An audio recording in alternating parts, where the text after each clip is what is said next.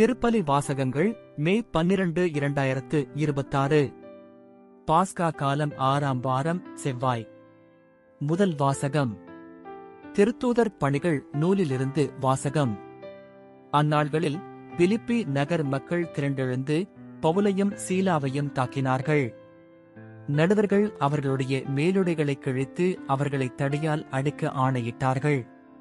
அவர்களை நன்கு அடித்துச் சிறையில் தள்ளிக் கருத்தாய் காவல் செய்யுமாறு சிறை காவலர் ஒருவருக்கு கட்டளையிட்டார்கள்.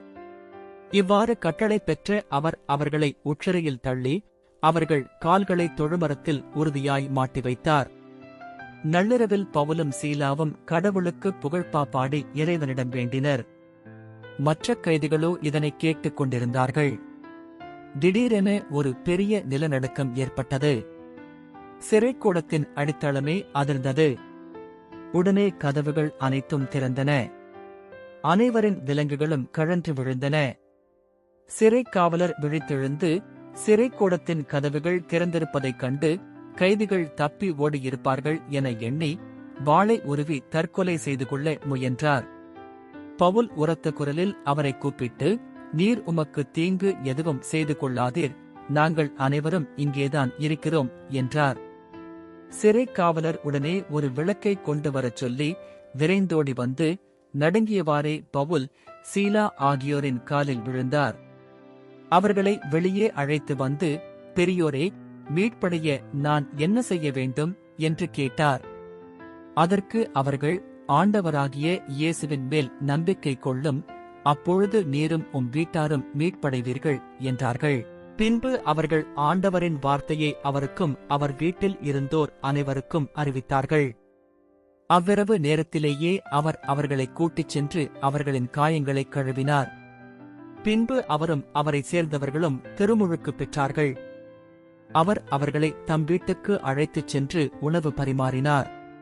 கடவுள் மீது நம்பிக்கை கொண்டதால் தம் வீட்டார் அனைவரோடும் சேர்ந்து அவர் பேருவகை அடைந்தார். ஆண்டவரின் அருள்வாக்கு. இறைவா உமக்கு நன்றி. பதிலுரை பாடல். பல்லவி. ஆண்டவரே, உமது வலக்கையால் என்னை காப்பாற்றுகின்றீர். ஆண்டவரே, என் முழுமனத்துடன் உமக்கு நன்றி செலுத்துவேன், தெய்வங்கள் முன்னிலையில் உம்மை புகழ்வேன். உம் திருக்கோவிலை நோக்கி திரும்பி உம்மை தாழ்பணிவேன். பல்லவி. ஆண்டவரே, உமது வலக்கையால் என்னை காப்பாற்றுகின்றீர். உம் பேரன்பையும் உண்மையையும் முன்னிட்டு உமது பெயருக்கு நன்றி செலுத்துவேன், ஏனெனில் அனைத்திற்கும் மேலாக உம் பெயரையும் உம் வாக்கையும் மேன்மையுறச் செய்துள்ளீர். நான் மன்றாடிய நாளில் எனக்கு செவிசாய்த்தீர், என் மனத்திற்கு வலிமை அளித்தீர். பல்லவி. ஆண்டவரே, உமது வலக்கையால் என்னை காப்பாற்றுகின்றீர். உமது வலக்கையால் என்னை காப்பாற்றுகின்றீர்.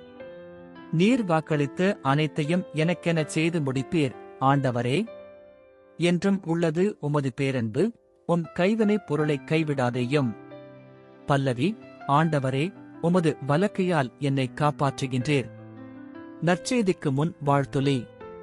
அல்லேலுயா, அல்லேலுயா.